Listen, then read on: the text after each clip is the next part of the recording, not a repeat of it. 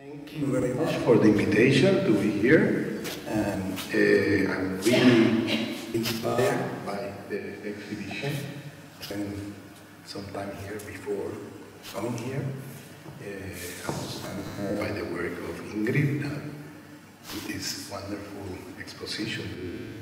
And I over and over again, listen to video, watching the images and everything, So,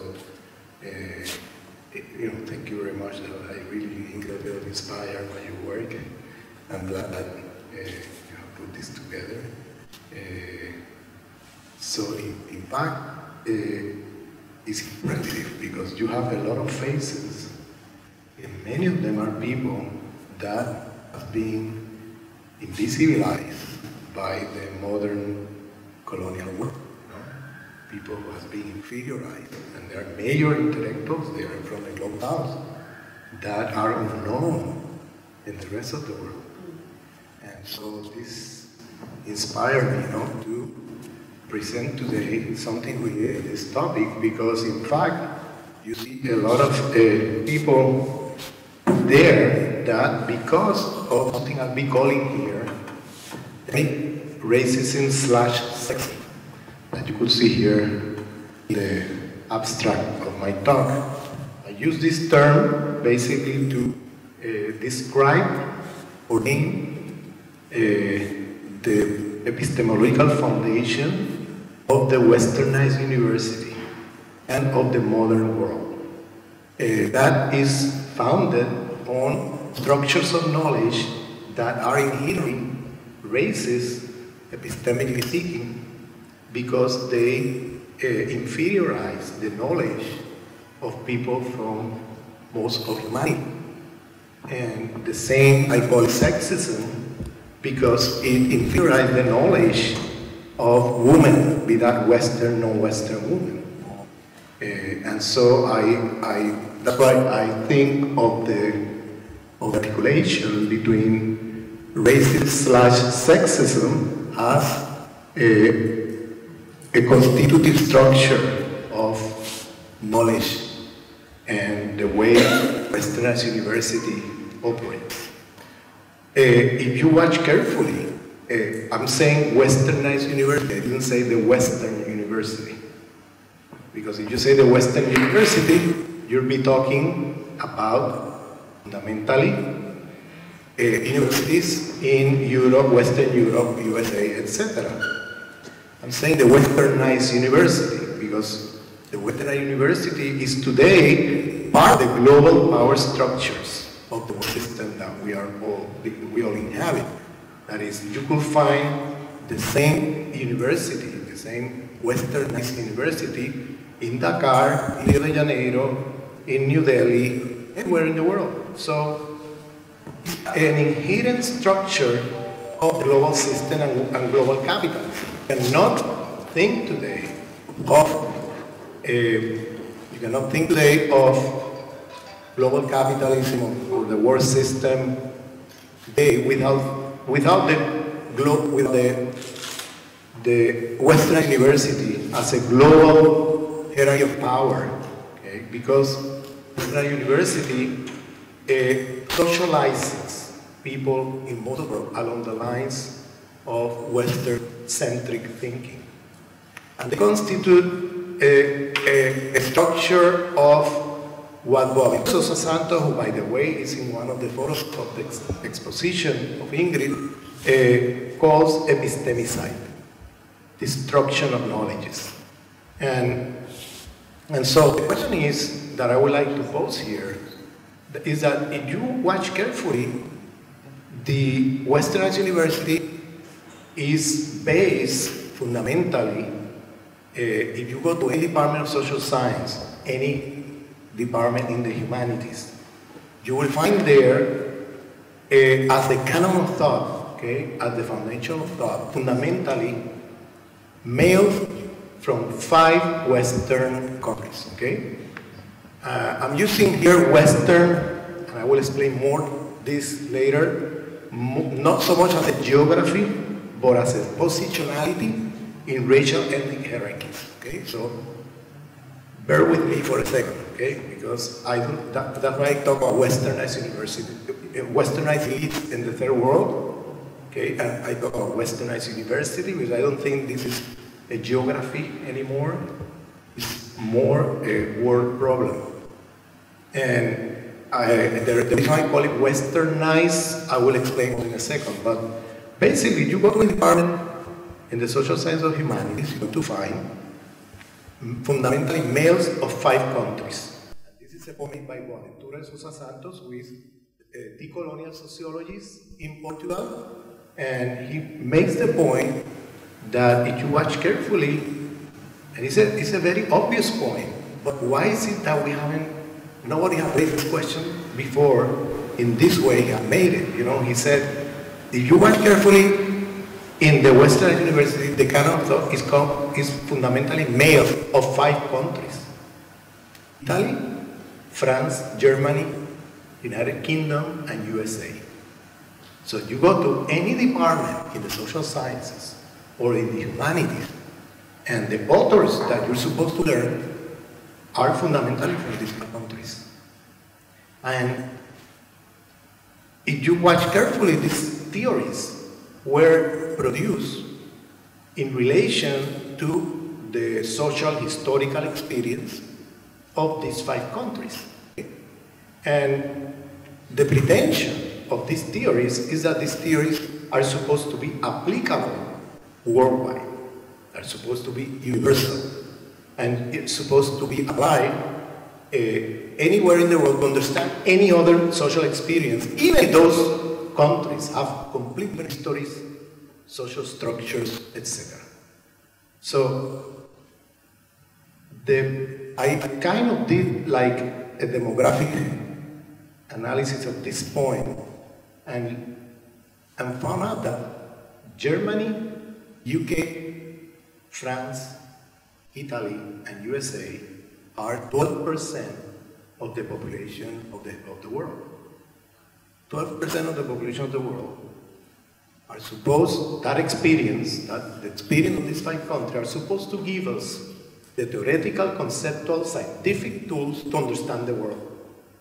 Okay? And you cannot have it more provincial than that, you know, because really, when you think carefully, how come 12% of the experience, social historical experience of 12% of humanity can give us the theory to understand the world, when the world is so diverse and so complex and so, historically and socially different, And how did we get there? This is the question I'm asking myself. How did we get there? And the other question is that if you watch carefully, it's not only 12%, it's really 6%. Because there are males of these 5 countries.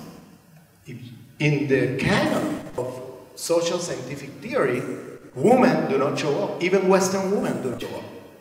Okay? You have, of course, exceptions to the rule. Okay? I'm not saying in absolutist ways that there's zero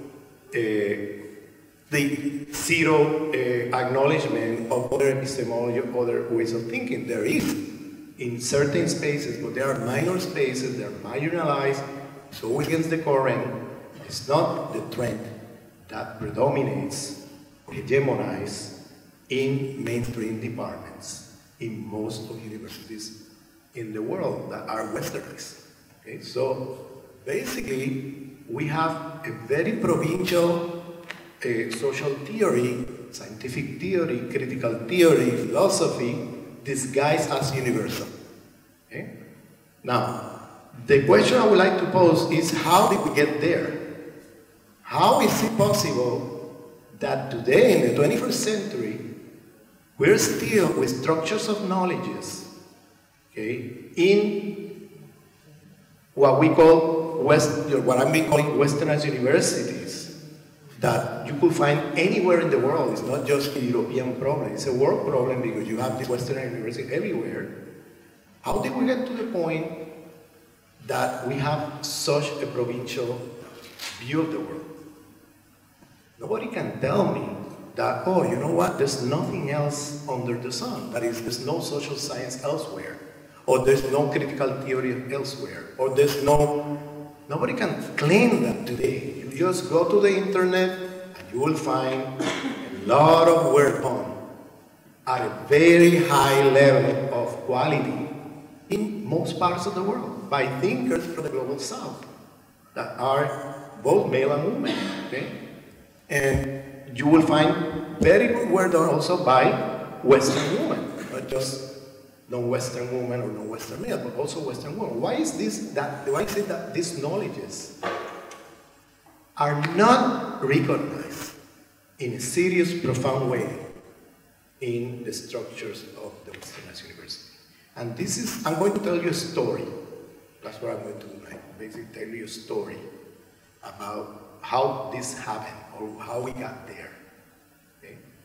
And it's a story that I would say is kind of buried, you know, in the history, because it is so normalized today, this epistemic sexism, racism, that we don't call it anymore Westernized University or the critical theory of the Western man of these 5 countries, or the critical theory or the social scientific theory of Western man based on these 5. We call it social science, or we call it critical theory, or we call it philosophy without an adjective.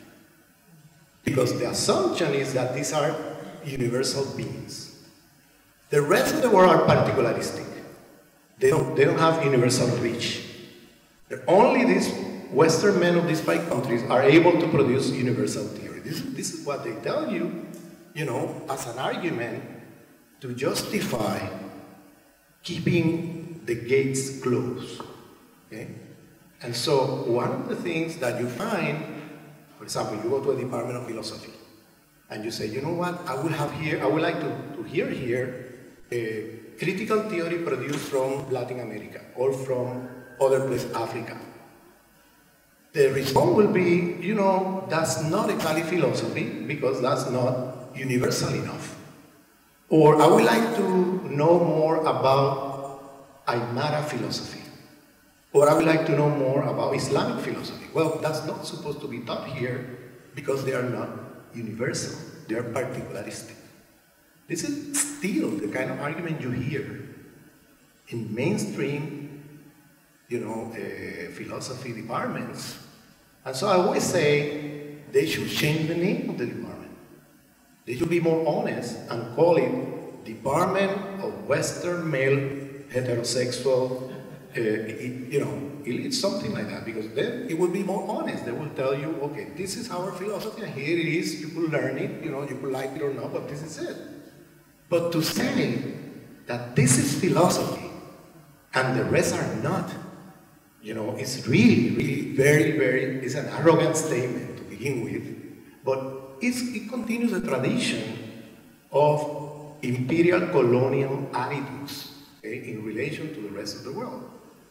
And when I said the rest of the world, I'm including here also Western women, not just non-Western male and women, because even Western women are out of the game. So the story I'm going to tell you is how did we get there, okay? This Eurocentric male fundamentalism, in which they believe this is the superior theory and knowledge, and the rest are inferior to them, how did we get there? And this is the story I want to tell you.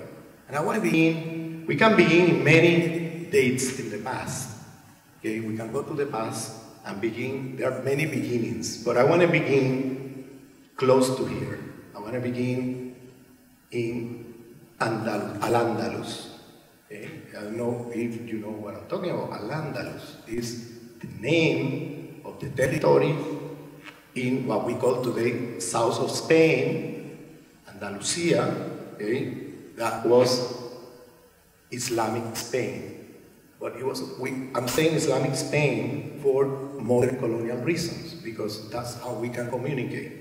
But that was not the name of that place at that time. It was called Al-Andalus. So let's begin there, you know, because I think this is a very important history to begin the conversation.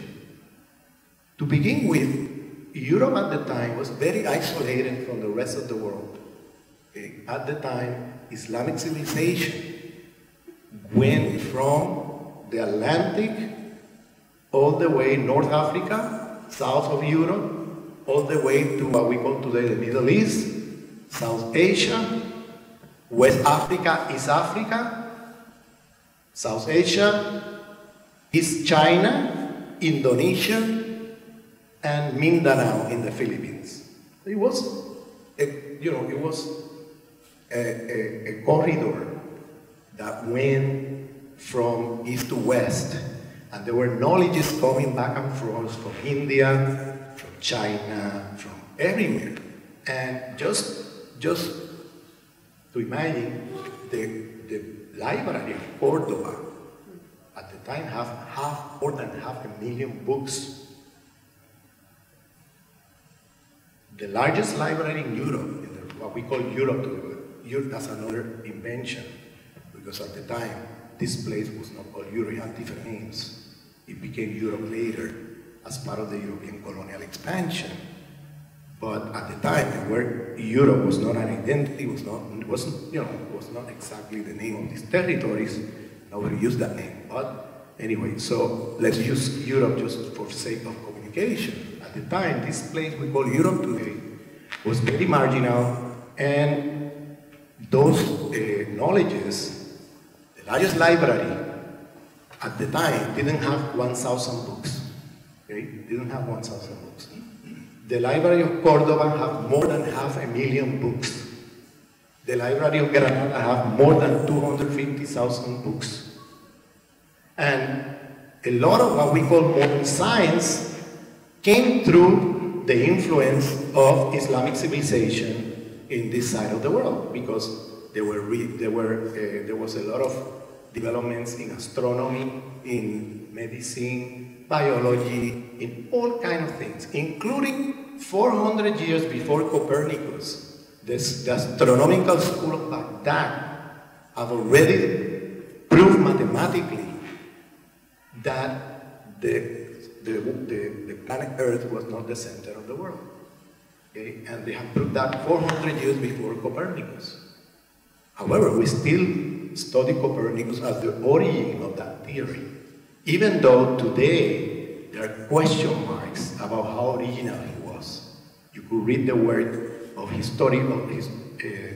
professor of Columbia University, History of Science, in the History of Science department, George Sullivan, who is showing how all the mathematical formula, as well as the argument, is almost plagiarized from the School of Baghdad by Copernicus. Okay?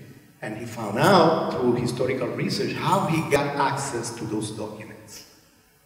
So I'm just saying this just to give you an example that something happened in the 15th, 16th century in which all those knowledges that arrived to Europe through the Islamic civilization later were invisibilized and taken away from the conversation and incorporated into European knowledges as if it was naturally, inherently created by European men. Okay? Another example is just Greek philosophy. This fairy tale that the origins of Europe is in Greek civilization. Well, there comes the book of Martin Bernal at Cornell University, Black Athena, showing how Greece was not European or Western or anything like that 5 centuries before Christ. How this Greek civilization was a crossover of Persian, Phoenician, and African, Egyptian civilizations, and how they took a lot of their knowledges from these other traditions. And to think of Greece as some kind of origin of Europe is really very problematic. To begin with, you know very well that the books that the Greek philosophers produced were forbidden in this territory of this part of the world over centuries, because the Inquisition will burn you alive if they find you with the book of Aristotle. So how come in the 16th, 17th century there is an invention of a Greek origin of European civilization? How did that happen? When in fact everybody knows that only a few centuries before you will be killed and burned alive if they find you with a book of the Greek philosophers.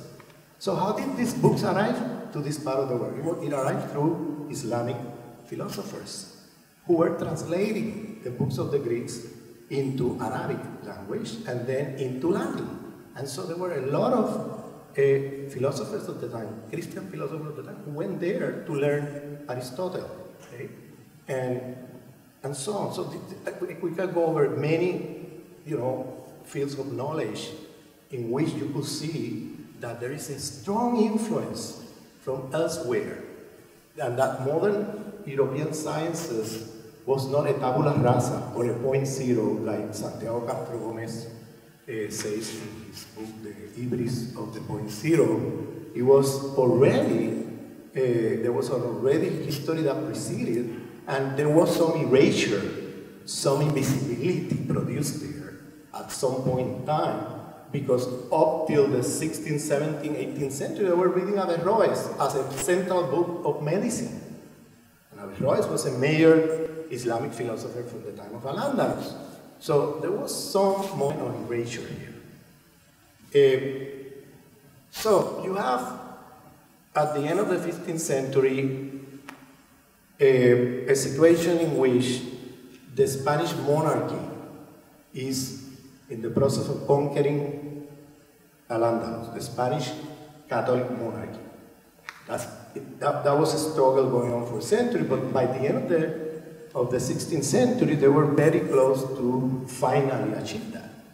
And there is a famous meeting between Christopher Columbus and the King and the Queen of Spain, in which, in the first meeting, Columbus comes with the Indian enterprises, the project in his hand, and show it to the King and the Queen. And the King and the Queen said, this is great, I mean, we're going to go ahead with this, but not now. First step towards this expansion to other places is to conquer Al-Andalus. And we need to finalize the job and destroy the Sultanate of Granada to then be able to unify the monarchy, the Christian monarchy, into this correlation or correspondence between one identity, one state, one religion. Now this is very important because you might say, oh, one state, one identity, one religion, that's like the nation state, no, of today. Well, this is exactly the beginnings of this notion of the nation state. But it's very important because what they were destroying was a form of political power or political authority, these sultanates, that were one state, one form of political authority with multiple identities and multiple spiritualities coexisting and recognized with rights. Okay? So I'm saying this not because I'm romanticizing the past. I don't pretend to romanticize the past. There were many problems, many conflicts, etc. I'm just saying that there was this destruction of something there and the imposition of something new that have a different power logic, okay, in the way it operates. The power logic before allowed for the coexistence of multiple identities and multiple spiritualities. Jews escaping pogroms in Europe were always running away to Islamic territories because in Islamic territories they have their rights recognized. That goes back to the Middle Ages all the way to the destruction of Al-Andalus. Many Jews, left during the time of Al-Andalus, they left to Islamic territories to be able to survive the Inquisition, to survive all kinds of persecutions happening in Christian territories at the time. And I think for Germans, this is an important history to look at because I don't think Hitlerism was an anomaly. I think Hitlerism is a continuation of a long history of colonialism. Okay? And this might shock many Germans when I mention colonialism, okay? Because it might seem as if it was detached from colonialism, but I think there is a lot today that prove the intuition of Aimé Césaire, who is also one of the faces in that exhibition, when he said that Hitlerism is colonialism coming back to haunt Europe. That is, everything Europe did for 400 years with the rest of the world is now coming back to home Europe, someone in Europe doing it to other Europeans, and claiming to be the superior race, etc., and saying, oh, this is exactly the kind of thing. Necessary was a black man in the Caribbean, and he said, well, Hitler, I've seen this guy around for centuries, going around the Caribbean. You know, so for me, there is Hitlerism before Hitler was born, because from my point of view, Hitlerism is the continuation of the history of colonialism, but now coming back to home Europe. Whatever is, he call it the boomerang effect of colonialism. Whatever you do elsewhere comes back to home. Okay? Anyway, that's another story, but going back to the story where I was, late 15th century, you have this conversation, the king and the queen tells Columbus, let's wait, let's take over Al-Andalus, let's destroy this system. Remember that also another threat for the Christian monarchy was that women will go to divorce in Islamic territories, because divorce was recognized in Islam way back, while we know that divorce is a recent thing. It's a 20th century thing in most of the Christian world. And even their countries in the Christian world just got right to divorce only a few decades ago, okay? Including Europe. So the right of divorce that today we take for granted is a conquest in the Christian world very recent. At that time, women will go to Al-Andalus to get divorced, because in the Christian world it was impossible. So you have all these things happening there that became like a threat to the Spanish monarchy, and the Spanish monarchy wanted to finally destroy this. And what happened in this conversation is that Columbus is basically said, told you have to wait. So he go to Santa Fe. Santa Fe is a town very close to Granada, where the military forces of the monarchy was there, ready to invade Granada. And as part of the struggle, etc., finally, to make a long story short, January 2nd, 1492, the Sultanate of Granada is destroyed. Okay? Then you have, after that, January 11th, a conversation between Columbus and the king and the queen, because Columbus came to Granada. He went to Alhambra. I don't know how many of you have visited Granada. The Alhambra. So the king and the queen established themselves there, and they have a meeting there with Columbus, and Columbus basically said, okay, remember the agreement, here is the plan again, now this is finished, so please, are you giving me the authorization? And they immediately gave him the authorization to go to the Americas. All the methods of colonial conquest that they used against Al-Andalus were brought to the Americas. That is, the same soldiers that were fighting Al-Andalus were the same one. Cortés, Pizarro, all these people were people who were already involved in the wars against Moros, that was the term used, in the south of Spain. And so this is all the methods of evangelization, or the methods of colonialism, etc., that were used there were carried over into the Americas. One of the things that they used at the time was the notion of purity of blood. But purity of blood at the time, in the discourses against Muslims and Jews, meant something different than what we are, in our common sense, think about. At that time, I would call it a proto-racist notion. Okay? It was not exactly completely racist. And here I'm following some of the insights of the work of Nelson Maldonado Torres,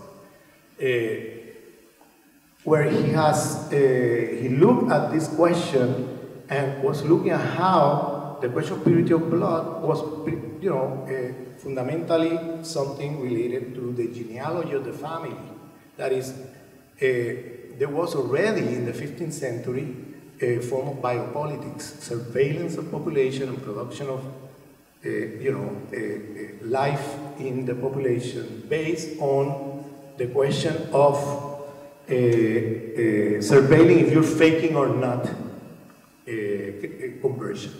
One of the doubts that were put forward about this was that you could stay in if they conquest the territory as long as you convert them. Now, to know you've converted really, truly, and that you're not faking conversion, they wanted to know the genealogy of your family to make sure that you're pure Christian. If you are pure Christian, and that's the notion of purity of blood at the time, then they won't surveil you. But if you have an uncle or an aunt or a grandfather or parents or grandparents who were Jews or Muslims, then we need to surveil you to make sure that you are converted. Okay? And so the idea of purity of blood was related to the genealogy of the family. They wanted to know where is the family coming from to then make sure that, okay, are you really converted or no? Let's watch you. Okay? And so they start doing this, and they brought the notion of purity of blood into the Americas with indigenous people. But the interesting thing is that when Columbus stepped out of the boat, just, a few hours, comes back to the boat, he writes in his diary something very interesting. And he said, my God, these are people without religion. Now, the notion of people without religion, and this, I'm following the insights of Nelson's work, historical work on this part, where he says, Columbus says in the diary, these are people without religion. Now, today, if I say people without religion, here today, you might say, oh, he was saying they were all atheists. That's the connotation you might have today. But in Christian imaginary, in the late 15th century, it had a different connotation. The connotation he had at the time was that humans in Christian imaginary all have gods, or God, or religion, or religions. Okay? They might have the wrong one. They might have the wrong God. We might kill each other about it. But your humanity is not in question as long as you have a religion or a God. I will try to convert you to my religion because my religion, Christian religion, is superior to yours. And my God is superior to yours. It's a type of colonialism that he had to implement in the East Front area, where you take the native away from the land and then you occupy the land with a colonizer's family. The conflict we see in Palestine today is a settled colonial.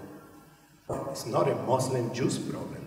It's not a religious problem. It's a colonial racial problem because it's what is being practiced there. And you could see the same structure of settled colonialism in Alanda, in the conquest of Al-Andalus. So displacing people for you didn't convert, they will or expel you from the peninsula. If you stay there, you have to pay only if you convert. Okay? That was the condition. When this idea of purity of blood traveled to the and Columbus writes in his diary, people without religion, what that was something different from being atheist. It meant these people have no God, they have no soul. So the question mark about their humanity, are they really human? Or are they just animals, like cows, horses, that you could use in production, force them to work, enslave, without being a sin in the eyes of God? Because if you use a horse, or you cow, or you use other animals in the process of production in the eyes of God, because they're supposed not to have a soul. But these people in the Americas, the first thing he does is hide them as people without religion. And at that time, people without a soul. This began a debate that for a long time, especially for the next years, you have a debate in Europe and the critical voices to this question inside Europe, inside itself, and some went to the Americas, who watched it. Wait a minute, these atrocities we're doing here, all this stuff, aren't we committing a sin? What if these people have a soul? And so this debate went on.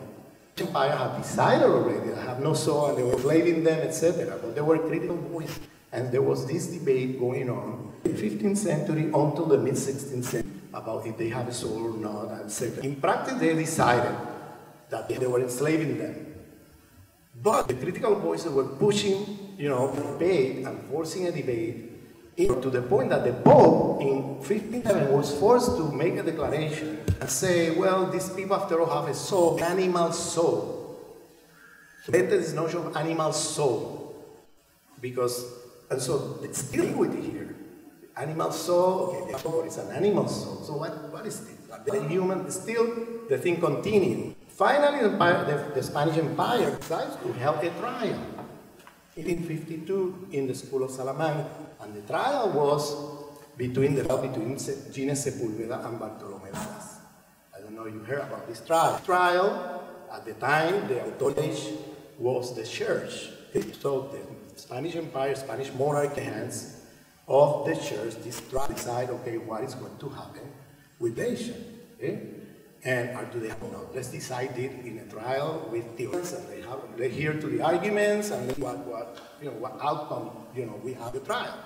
So you have Gines Sepúlveda, they have no soul, they are animal-like, so it's not a God to enslave them. One of the arguments he used is very good, although it was a theological argument. The argument was the proof they don't have a soul is that they don't have a notion of private property, and they don't have a notion of trade, because they live in societies, and they just distribute reciprocity their production and the prices or selling anything like that, and you don't see a private property. So these are savages, these are like animals. This was the argument. So it was already a capitalism in the argument was by Gines Sepúlveda. And then on the other side you have Bartolomé Casa claiming, well, these people have a soul, but they are in a childish stage. They're barbarians that with a soul, but that they need to be killed. Okay? So this was now, as another of this debate, you have the Spanish Empire to basically the argument of la wound in the moment vis-a-vis the argument of Gines Sepúlveda. They have a soul, barbarians, but there are theology states that need to be developed, and to develop them, well, we need to Christianize them. And so they were placed away from slavery. You might think, okay, now they emancipated these people. No, what they did was to place another form of forced labor known as the encomienda. And it's another form of forced labor, from slavery. Continue to be oppressed, subjugated, dominated, exploited, but not in slavery as such. So what is going to do now slave labor in the Americas? That's when the Spanish Empire decided to then bring Africans to the Americas to replace individuals as slaves in the Americas. At the time, the notion was that these people are not, and the notion of having no soul implied a sin in the eyes of God to bring them to the Americas.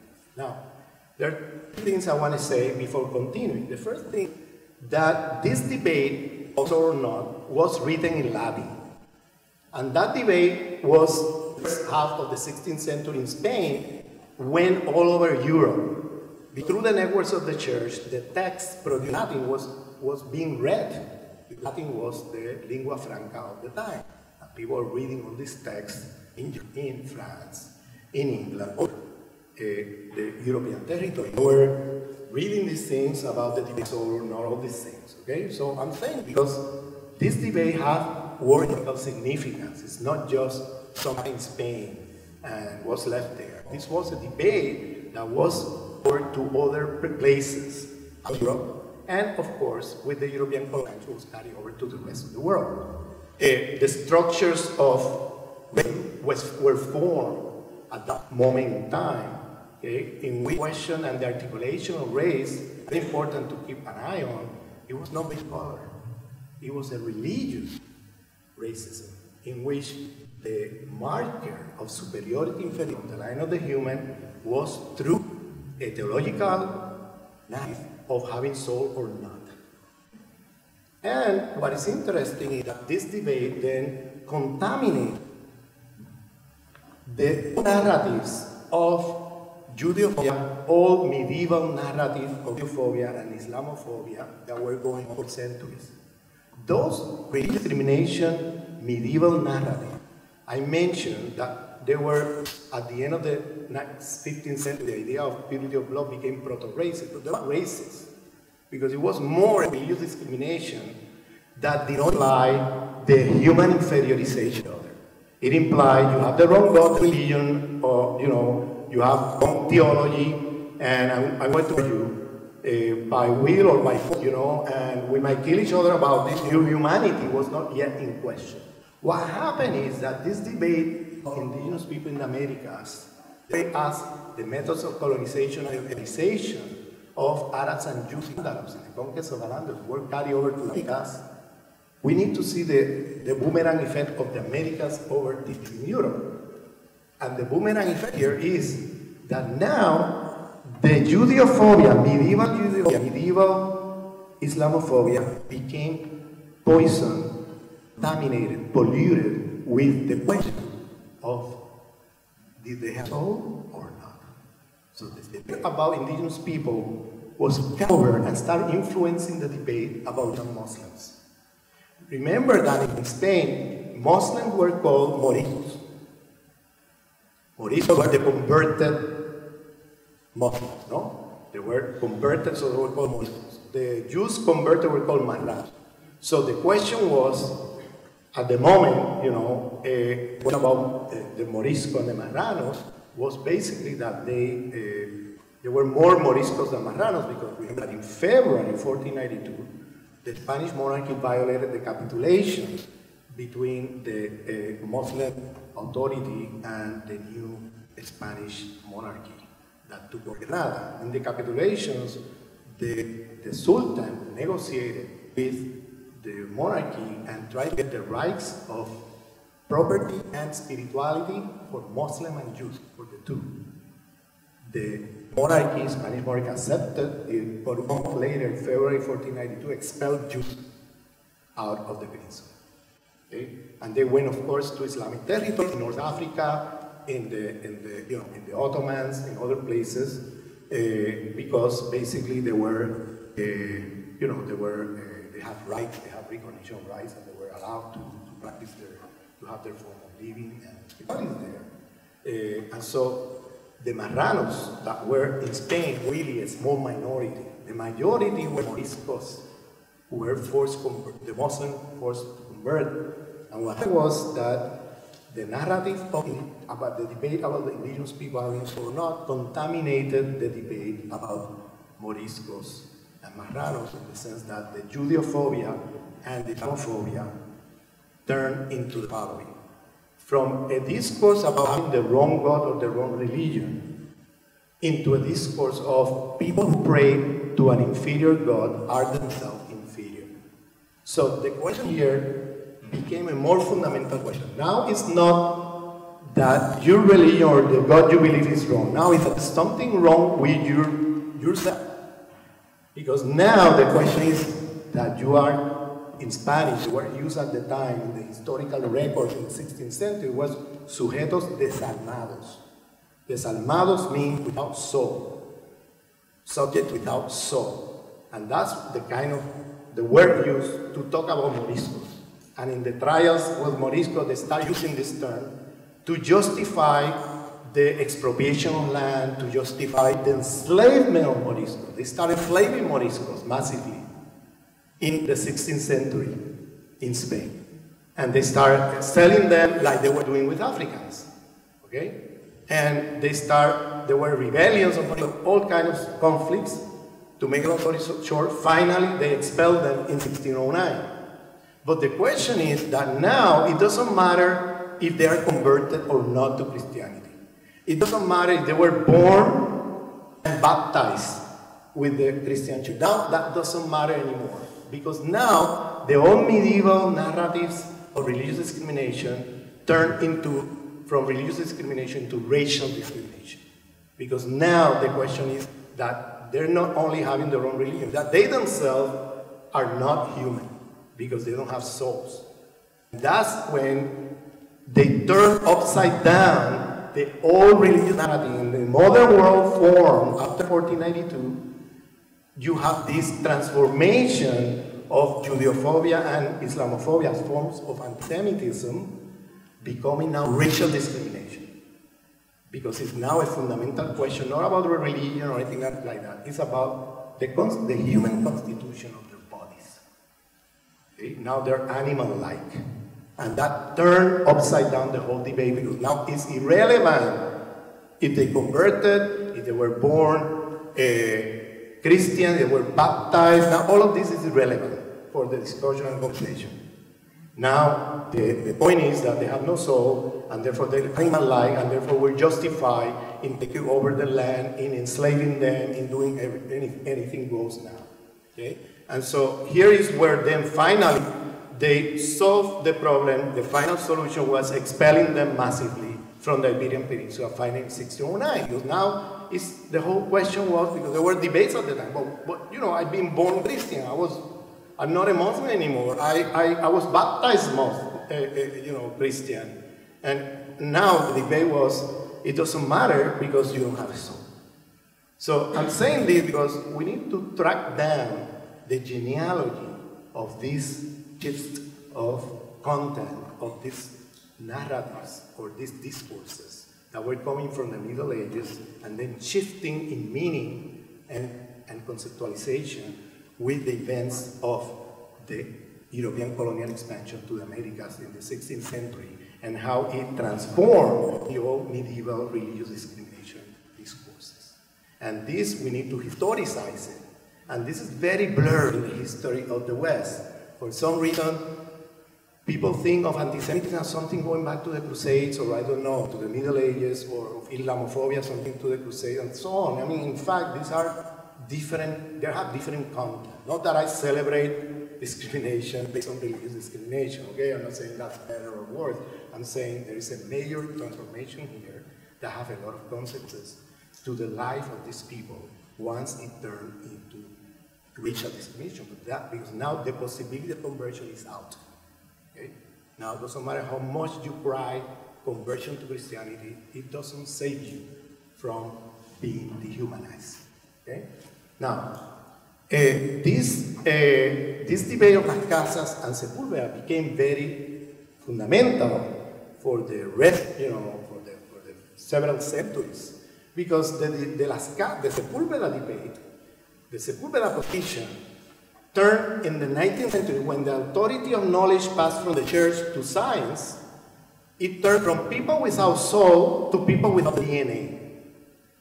So now you have a narrative with the Enlightenment in the 18th century and the new authority of knowledge in the hands of science, the scientific project, and the secularization of the narrative of people without soul that began in the 16th century turned into people without the DNA. From people without the soul, now people without DNA. And the narrative of Las Casas shifted and got secularized from barbarians that need to be Christianized, okay, to primitives that need to be civilized. Now look at the division of labor between the sciences. The Sepúlveda discourse that was secularized into from people without soul to people without the DNA was carried over by natural sciences, especially biology. The discourse of Las Casas of people that barbarians that need to be Christianized to primitives that need to be civilized in the 19th century was carried over by social sciences, especially anthropology. Okay? So you see this division of labor, and now you see also between the sciences, no? And now you see also these two discourses are going to be articulated in what in the literature today people call biological racist discourses and cultural racist discourses. Okay? One emphasizing on the biological inferiority and the other one on the cultural inferiority. But both ties their hands in the moment you take culture and naturalize culture.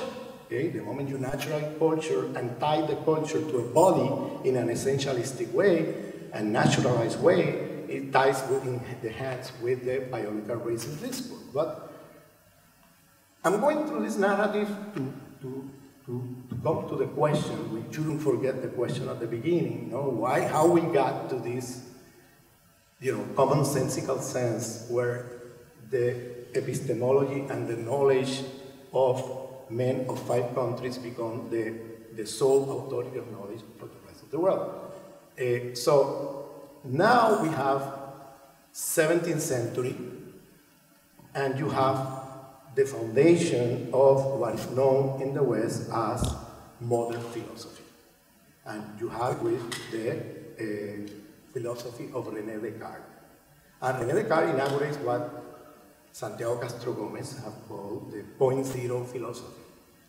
The philosophy that assumes is the point of view of all points of view, but that do not assume itself as a point of view. Okay? And it maps out as a point zero, as a tabula rasa, from where everything else is going to be known. Okay? And the point with Cartesian philosophy is that it has the pretension of a God-eye view. That is, he had the pretension, and he said that in his writing, that this I think, therefore I exist, that is the famous slogan of Descartes. He put the authority of knowledge now in this I that is not going, he's not never going to define who is this I. It's an abstract I. Who is this I, is not clear in his work. But it's obvious that he's making a shift here from the authority of knowledge in Christian theology and the church to a new foundation of knowledge, okay, that is going to be founded on this I. Now, this I, he's going to say that this I have the attributes. He's going to secularize the attributes of Christian God. Okay? He's going to secularize them and put it now as attributes of this I. This I is going to be able to produce a knowledge beyond time and space, universal in the sense of beyond time and space, universal in the sense that is a point of view that do not assume itself as a point of view, as Santiago has said, is called the hybris of point zero, this arrogance of assuming itself to be godlike, and produce a knowledge that assumed to be a knowledge for all knowledge. That is a knowledge in which it inaugurates a new form of universalism, in which it assumes to have the point of view of all particulars that are now encapsulated into this universality, and therefore is neutral, is objective in the sense of neutrality, because it's a God-eye view.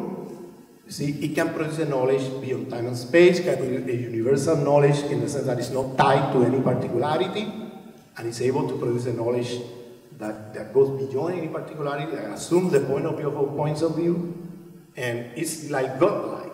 Now, to claim a godlike view, you need to have then two things that he puts in his argument. Dualism, that is, you need to cut the head off of the body, of the side, because what if the head is in a body? If the head is in a body, then you cannot produce a God-eye view, because that means you are particularly, you're a human being, you're not God, okay? So you need to put the mind as a different substance that is going to be floating somewhere, not undetermined, unsituated, to be able to make this claim. But if the head is in the body, if the mind is tied to a body, and this dualism is not true, then the argument about godlike view or knowledge is going to become, going to fail, because your mind is going to be tied to a body, and your body is going to be tied to a historical, geopolitical, concrete condition, and you're not able then to claim that you have a God-eye view beyond time and space. The other thing is the syllogism. I don't know if I'm saying it correctly in English. El silogismo, ¿no? En español. Syllogism, you say in English, or syllogism? Huh? I don't know in English. Yes. Syllogism. Yes. Syllogism. Thank you. This is the correct word in English. Syllogism, in which there is the subject achieves certitude through the method of syllogism, that is an internal monologue with himself. And the gender here, I'm putting it on purpose for reason I'm going to say in a minute, with himself, and it's an internal dialogue that is going to be asserting until he finally asserts. He asks question, answer questions, until he finally asserts certitude in knowledge. Okay? So he needs to have this syllogism to be able to claim also God-eye view, because what is knowledge is produced dialogically. What if knowledge is produced in dialogue and socially with other human beings? Then you cannot claim a God view. Then you're not God. You're also conditioned by the social relations in which you're embedded. And therefore you have limited knowledge. And therefore you're a human being with limits. And so the God view fails as an argument. So he needs these two methods, the dualism as an ontology, no? And the method of syllogism to be able to make a claim that making the mind a different substance for the body, from the body, to then be able to make this claim, this strong claim of a God idea. But then the question is, what are the conditions, historical, political conditions, possibility of I think, therefore I exist? Here comes Enrique Dussel, a philosopher of liberation in Latin America, who said, well, the I think, therefore I exist of Descartes, which pretends to be a knowledge that now is put in this I, secularizes the attributes of God now in this I. So the question he asks is, who is this I? Who is speaking? Who is this I that becomes, or pretend to be godlike, okay? And he asks the question, who is this I? Where is he thinking from?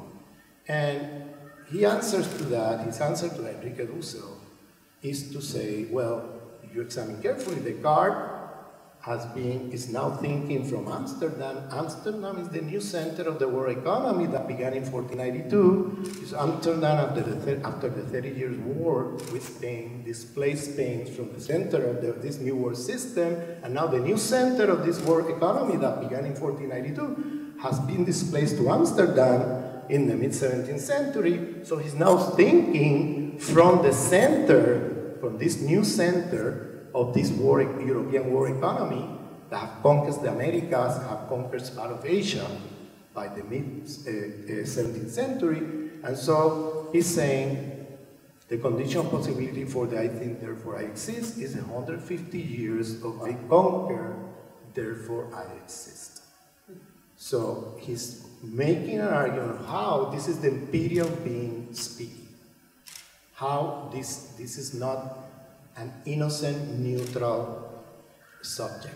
This is the subjectivity of an imperial being that now is saying, forget God, I am God. Forget God as the foundation of knowledge, I am the foundation of knowledge. Because it's in the position of imperial being and be able to have the epistemic privilege in the world to define what is real, what is not real, what is valid knowledge, what is not valid knowledge, and be in a godlike position. So, the question is, how we got there, okay? This imperial man, this I, that Dussel situates geopolitically, okay, in a particular location, the power relations of the world, and that you can situate in the body politics in terms of who is this body. It's not a woman, it's not a Muslim, it's not a Jew, it's not an African. So the question is, who is this I? Now, why am I saying it's not a Jew, it's not a Muslim, it's not a woman, it's not an African? Okay. I'm saying this because I will add something to Dussel's statement. It's not only that behind the I think, therefore I exist, is I think, I conquer, therefore I exist. It's that behind the I conquer, therefore I exist, is I exterminate, therefore I exist. Why I'm saying this?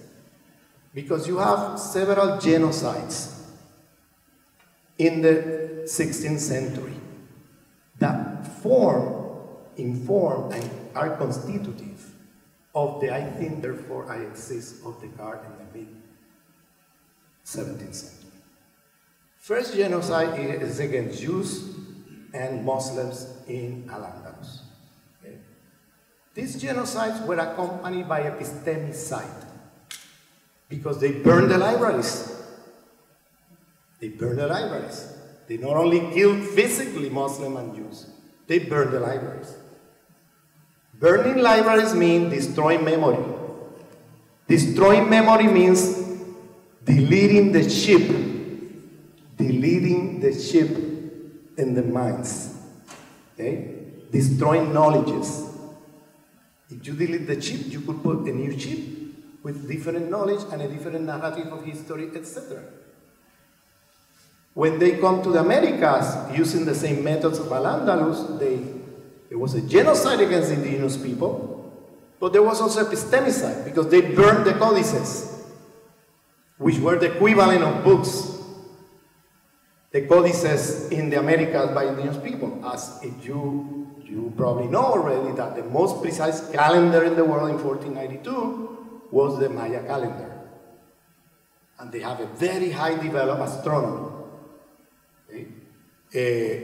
They burn all those knowledges, you know, and scientific advances of these other civilizations. They burn all of this.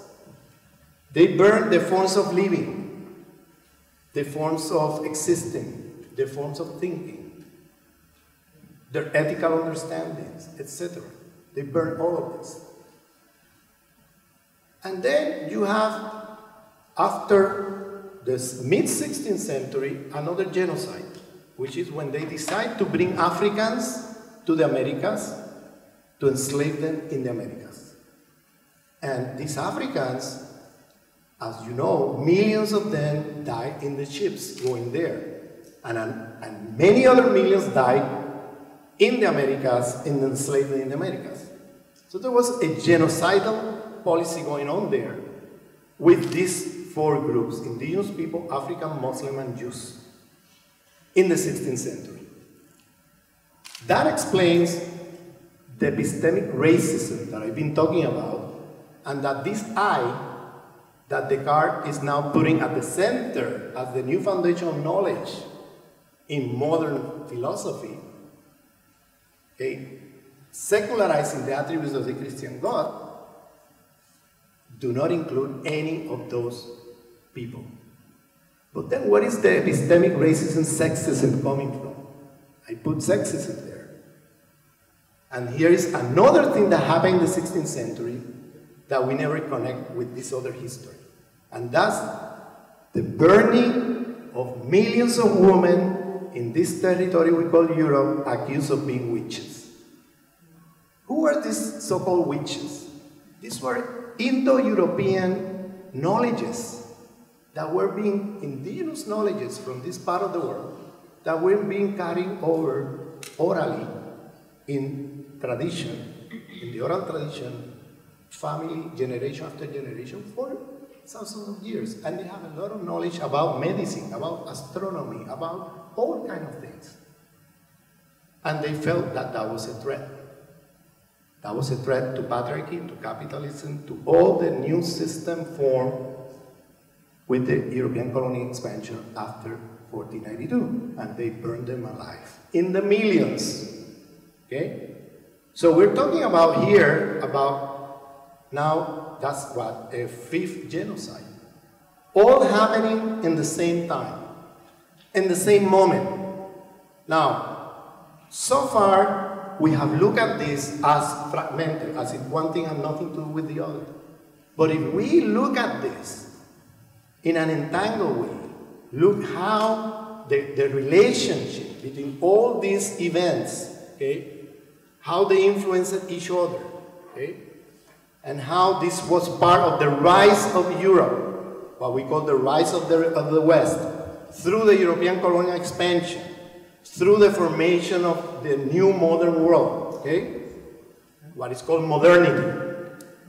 We can start tying up all these events that were going simultaneously in time, and were consolidating a new form of power that was a global form of power in which Europe was at the center of this new world economy, okay?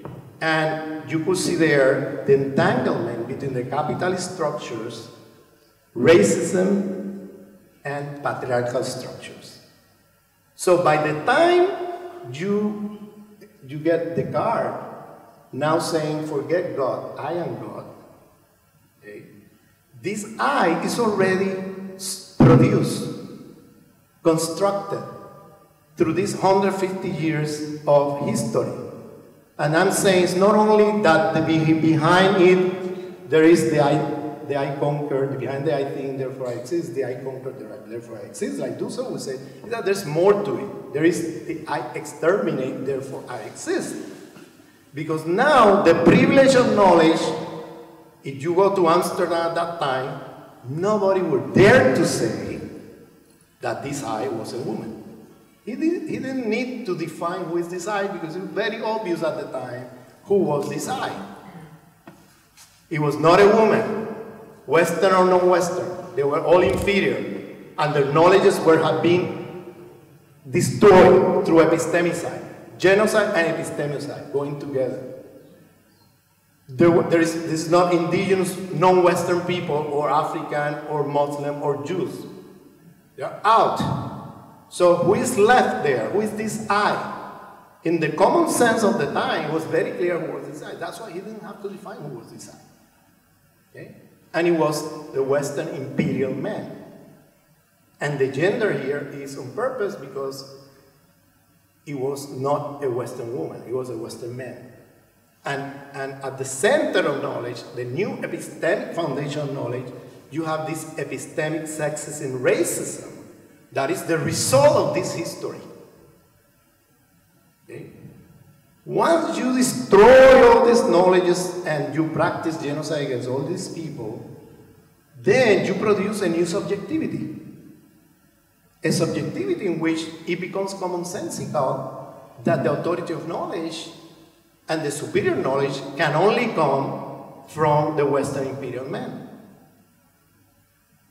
This is I'm now historicizing, the events and what happened, what was the imaginary at the time of Europe in the 17th century when Descartes was writing this, and in Amsterdam, when they were already trading with captives. I call it captive, kidnap people from Africa and bring them to the Americas as slaves. I don't think it's a slave trade, it's a captive trade. Okay, because to say slave trade is as if they were already slaves in the shores of Africa waiting, hey, enslave me, I'm here. No, they were kidnapping Africa and brought to the Americas to be enslaved. Okay, so this is a captive trade, it's not a slave trade. And so, this is the foundation of modern sciences, this Cartesian epistemology, in which you have the split between subject-object, in which you have the whole dualism that is in his epistemology, the idea that the attributes of God, the God I view, objectivity as neutrality, all these narratives are still with us today as the criteria of foundation of knowledge in sciences. And these narratives are coming from a mythology. And this mythology is the God I view idea of Western men. And it's still informing the way we think about sciences. The social, historical structures of the world. Okay? And this pretension, which I call epistemic racism and sexism, disguised under a discourse of you/person. And this is one that the rest. Now, how can we move beyond this universalism? This is where the notion of pluriversalism comes in. It means that we need to open up the space and structures of knowledge to the multiplicity of epistemic perspective, critical, that are coming from other courses. Now, don't get me wrong, I'm not epistemic populist. I'm not saying that because you're in the global south, you're only producing now critical knowledge. Okay? I'm not saying that. I'm saying there is a lot of critical in the global south that are being inferiorized, discarded because they're coming from the global south, and in the story we have today, they are inferiorized epistemic racism and sexism. And knowledges should be included not for a epistemic multiculturalism. So they account for reality of the world that the theories of the global cannot account for. Big provincial, they're just looking and are in certain areas of the world. They don't account for what is happening everywhere. Because the source of those societies, into this history that I've been describing, come from the history of being colonized, not from the history of the colonizer. And therefore, you have a difference there that you cannot account with the theory coming from the north. You need to bring also knowledges that are coming from other parts of the world, okay, to have the possibility of having better explanation understandings, okay, of what is going on. If you only do the critical knowledge use of this 6%, okay, then you fall into a kind of provincialism, and then we have real social sciences, because then what we have is colleges produced for certain experiences of the are now going to be extrapolated to other places, and many of those theories do not work, okay, by just applying them over there. Okay, you will need many mediations there, okay, to be able to bring some of the insights of the theories produced in global north by the men of these 5 countries, okay, and that's why I call decolonizing some authors to make them useful for understanding other parts of the world. But also, we need to decolonize the social science by bringing in a new canon of thought that will be multiversal or pluriversal, in which, in a horizontal way, that is, in a horizontal way in the sense of equality as equal, into conversations, open up possibility, and then open the university from university to pluriversity, which the university should be decolonized from this thought that is very provincial, very narrow, and that do not lead us that far in the understanding of the structures of the world we live today. So I'm not saying, I always get these reactions, I'm not calling for an anti-European fundamentalism. Don't get me wrong, okay? I'm calling for epistemic diversity. I don't want to do to the European man what the European men have done to the rest of the world. Okay? I don't want to inferiorize now the knowledge of the European men. Okay? And then invisible as excluded from the conversation. They can come to the conversation.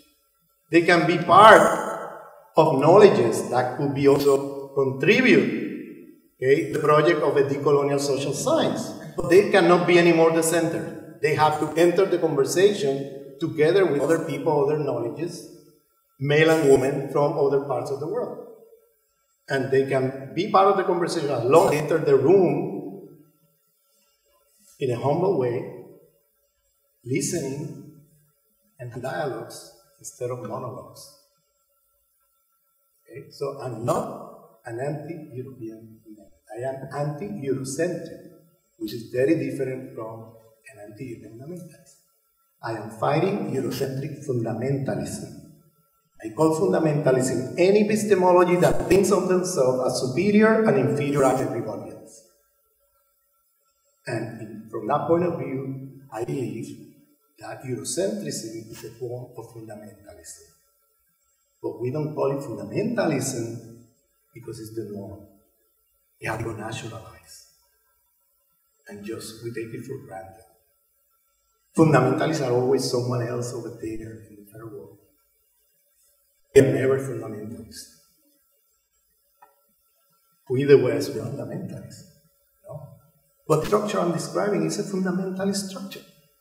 The moment you don't take into account, in a serious way, the critical knowledge produced from other parts of the world. So I finish here. Thank you.